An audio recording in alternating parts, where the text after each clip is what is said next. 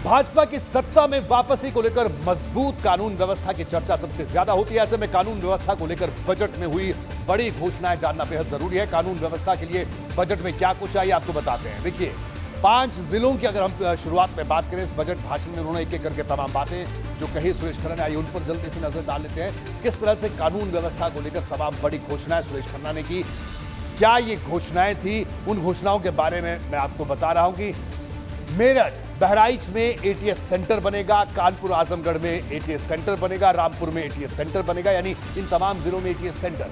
देवबंद में ATS centre का निर्माण जारी है, उसके लिए भी राशि रखी गई है। अस्त्र शस्त्र खरीदने के लिए 250 करोड़ रुपए, खासतौर पर कानून व्यवस्था को मजबूत करने के लिए उसका प्रावधान किया गया है।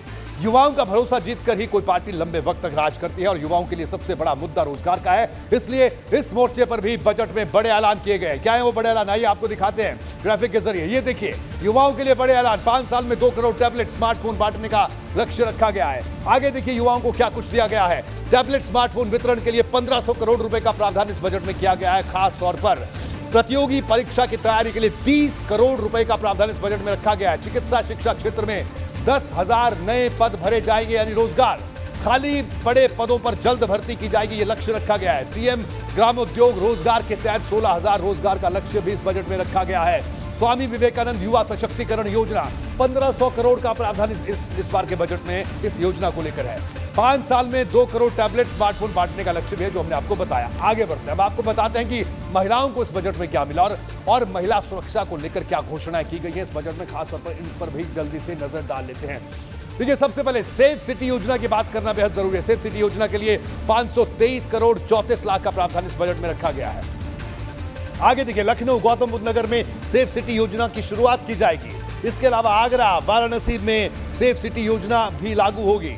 इसके अलावा गोरखपुर, प्रयागराज में भी सेफ सिटी योजना लागू होगी। गोरखपुर, लखनऊ, बदायूं में महिला पीएसी बटालियन का गठन होगा। इसके अलावा अगर आगे बढ़े तो महिला सामर्थ्य योजना के लिए 72 करोड़ 50 लाख रुपए का प्रावधान इस बजट में किया गया है और मिशन शक्ति कार्यक्रम के लिए 20 करोड़ की राशि का प्रावधान इस बजट में किया गया है। आगे बढ़ते हैं, समाज के हर कमजोर वर्ग को सरकारी सहारे की बड़ी जरूरत होती है। ऐसे में सामाजिक सुरक्षा को लेकर बजट क्या कहता है, यह समझ लेना भी बेहद जरूरी है। सामाजिक सुरक्षा के लिए बजट में क्या कुछ है, नजर डालते हैं। देखिए, वृद्धावस्था पेंशन के लिए 7,053 करोड़ रुपए का प्रावधान इस बजट में खासतौर पर रखा गया है।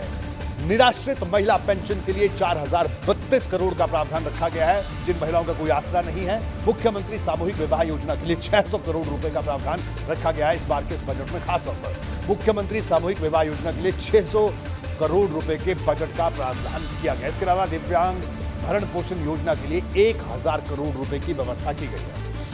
आज के दौर में महंगी स्वास्थ्य सुविधा का लाभ उठाना गरीब और मध्यम वर्ग के लोगों के लिए आसान नहीं है, इसलिए योगी सरकार ने सरकारी स्वास्थ्य सुविधाओं को लगातार मजबूत करने के बाद कही स्वास्थ्य को लेकर बजट क्या कहता है, मैं आपको यह भी बता देता हूं। देखिए, चिकित्सा की अगर सबसे पहले बात करें तो इस बजट के इस प्रावधान को देखिए, राष्ट्रीय ग्रामीण स्वास्थ्य मिशन के लिए 10,574 करोड़ का प्रावधान, एक बड़ा अमाउंट जिसे कहा जा सकता है, बड़ी राशि जिसे कहा जा सकता है। आत्मनिर्भर स्वास्थ्य भारत योजना के लिए 620 करोड़ रुपए का प्रावधान किया गया है। इसके अलावा आयुष्मान भारत योजना के लिए 560 करोड़ रुपए और सीएम जन आरोग्य योजना के लिए 250 करोड़ का प्रावधान है। इसके अलावा पीएम मातृत्व वंदना योजना के लिए 320 करोड़ रुपए का प्रावधान इस बजट में किया गया है। सुपर स्पेशलिटी हॉस्पिटल के लिए 25 करोड़ रुपए का प्रावधान इस बजट में खासतौर पर किया गया है। अब आपको बताते हैं कि चिकित्सा शिक्षा के लिए बजट में क्या कुछ है, यानी जो चिकित्सा शिक्षा से जुड़ी हुई बड़ी बातें क्या है। एमबीबीएस और पीजी की सीट की अगर बात की जाए तो एमबीबीएस और पीजी की सीट बढ़ाने के लिए 500 करोड़ रुपए का प्रावधान किया गया है, जो एक बड़ी घोषणा के तौर पर इसे देखा गया है। नर्सिंग कॉलेज के लिए 25 करोड़ रुपए का प्रावधान और लखनऊ के अटल बिहारी मेडिकल यूनिवर्सिटी की अगर हम खासतौर पर बात करें तो इस यूनिवर्सिटी के लिए 100 करोड़ रुपए का प्रावधान इस बजट में रखा गया है। 14 जिलों में निर्माणाधीन मेडिकल कॉलेज के लिए 2,100 करोड़ रुपए का प्रावधान। गोरखपुर में आयुष यूनिवर्सिटी के लिए 113 करोड़ रुपए का प्रावधान। बड़ी घोषणा योगी सरकार की। एबीपी गंगा, खबर आपकी, जुबान आपकी।